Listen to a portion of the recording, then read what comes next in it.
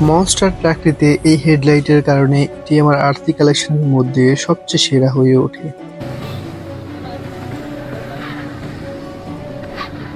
আপনারা অনেকেই এই হেডলাইট সম্বন্ধে জানতে চেয়েছিলেন।